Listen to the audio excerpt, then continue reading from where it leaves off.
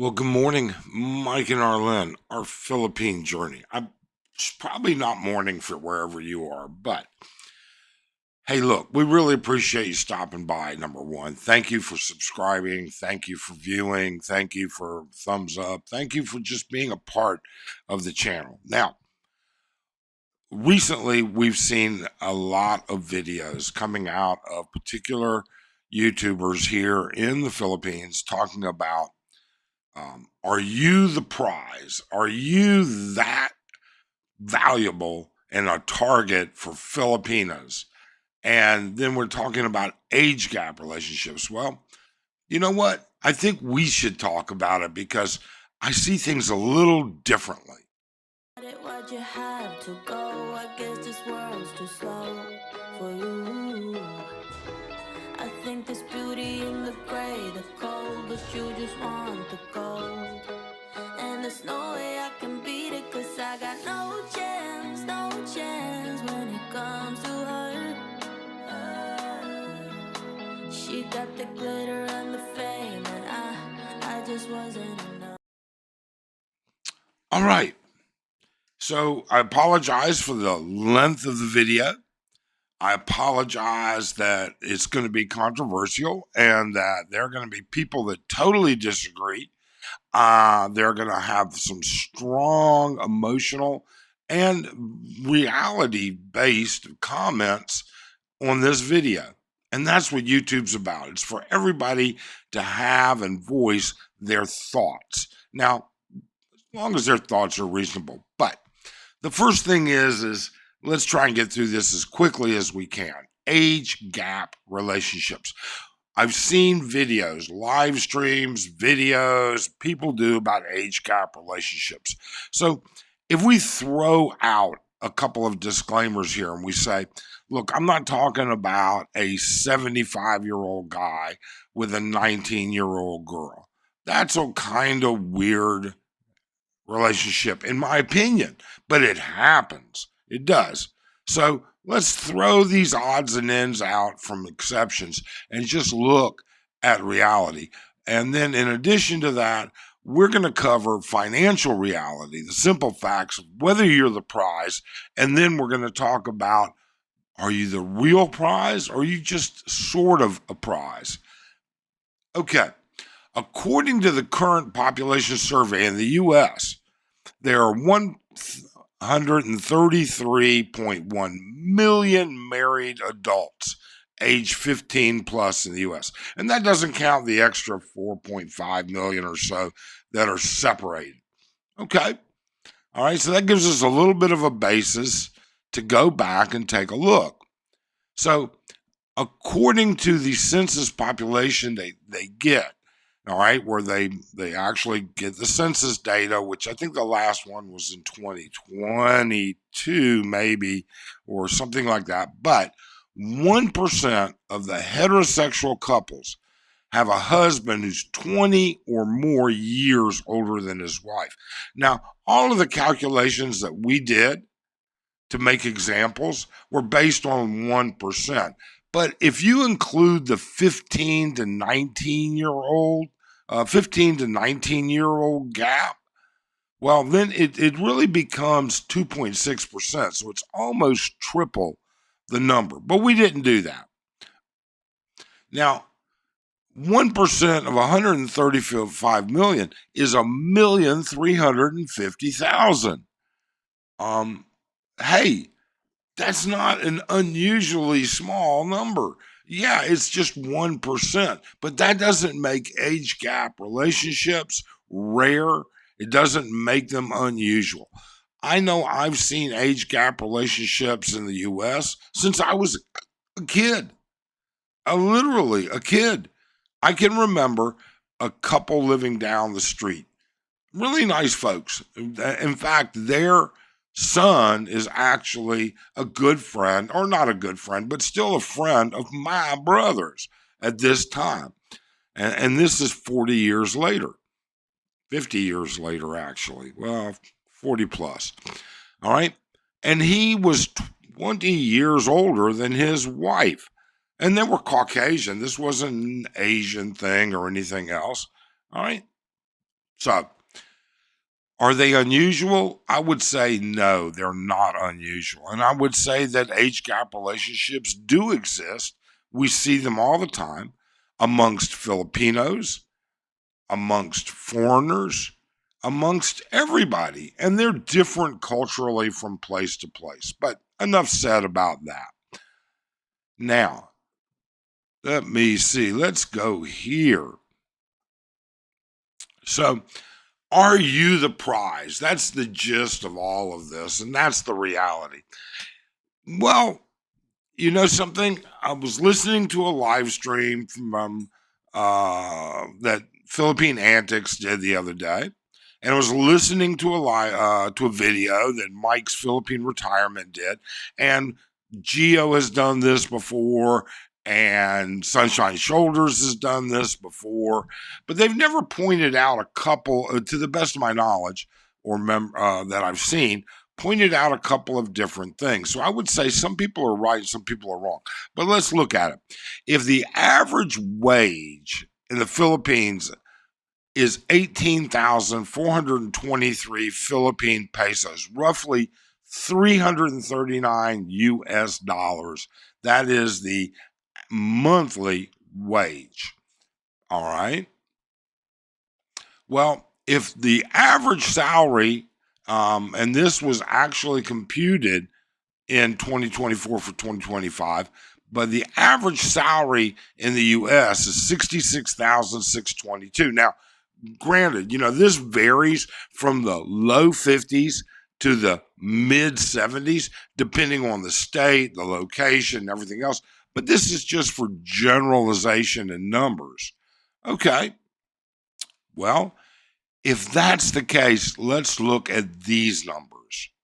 Now, average annual income, and try and follow along here. We'll do the best we can, but the average annual income in the U.S. is 66,622. If we compare that to the Philippines, the monthly average was 18,423, which gives you an annual of 221,000, which means that their average annual income is less than 4,000 US dollars. Well, if that's the case, if things were equal, you would be making 16.8 times more than the average Filipino. But, how about we take a look at it from a different perspective? How about the retirement perspective? Let's look at it from that. All right. So I did two examples here. All right. 2,000 a month. So 2,000 a month. And I think I used 55 as the conversion rate.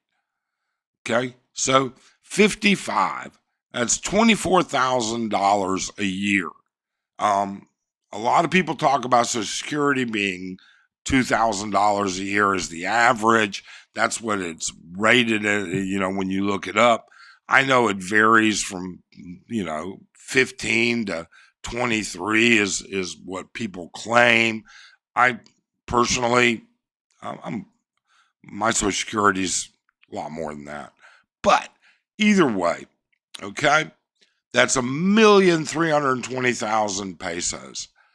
That means that you are making, if you line up the average Filipino, okay, and you side by side, you're making 5.97, 6% or 6 times more than the average Filipino. If you're making 3,000 a month, you're making 9 times more. Are you the prize? Filipinos look at things a little differently. They realize what they have today could be gone tomorrow. Number one. Number two, they're looking at you and they're going, he's making 9 times more. Now, they're not computing the math or anything, let's be honest, but they can see this gap, this financial gap. They're making 9 times more than the average Filipino.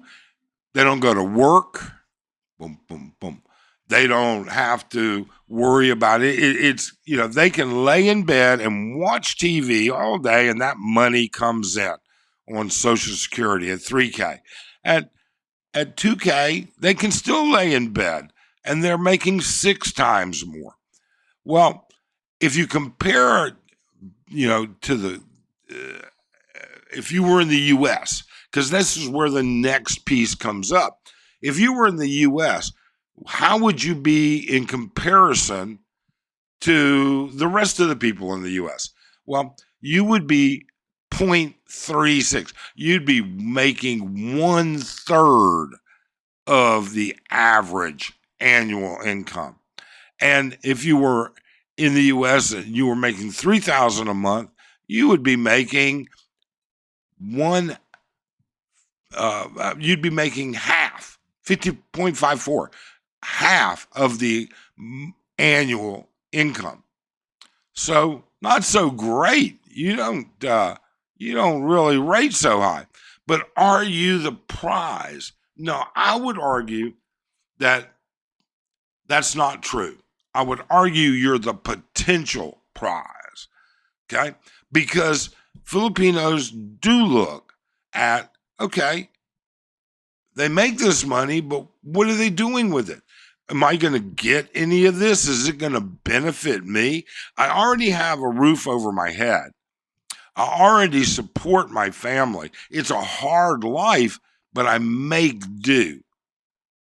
But if you're not going to improve their life, you're only a potential prize. That's all you are. You're not the prize. And quite frankly, if you're the potential prize, they're going to continue to look for the full prize. No ifs, ands, or buts about it.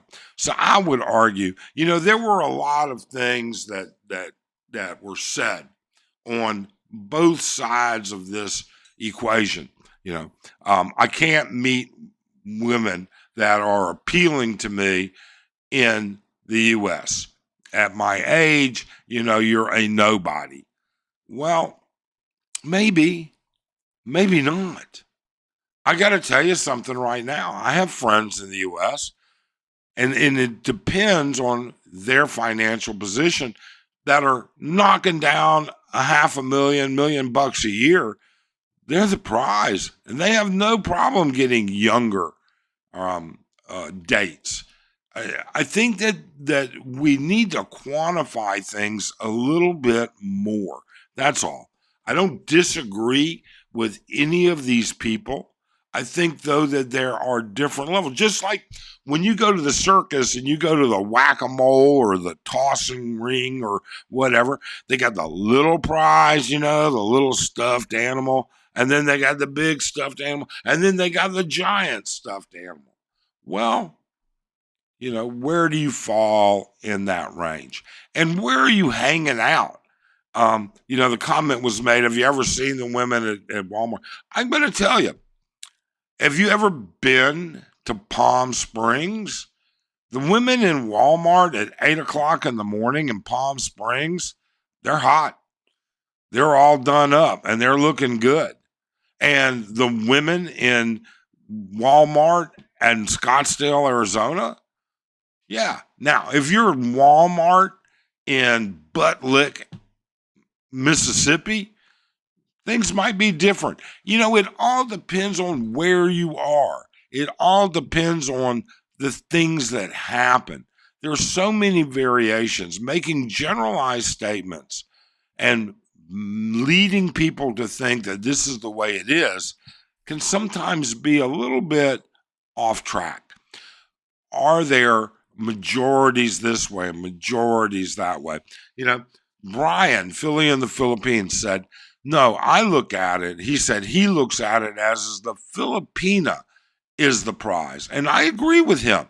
I agree that the Filipina is the prize. If you can find a good Filipina, all right, a good woman, and I would throw that Filipina out. I would throw out and just say a good woman. is the prize. That's what's more important. A good woman.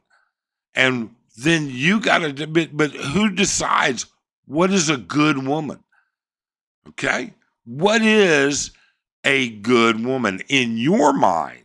See, so it becomes more of an individual aspect. Are you the prize here? You bet you are. You're the potential prize.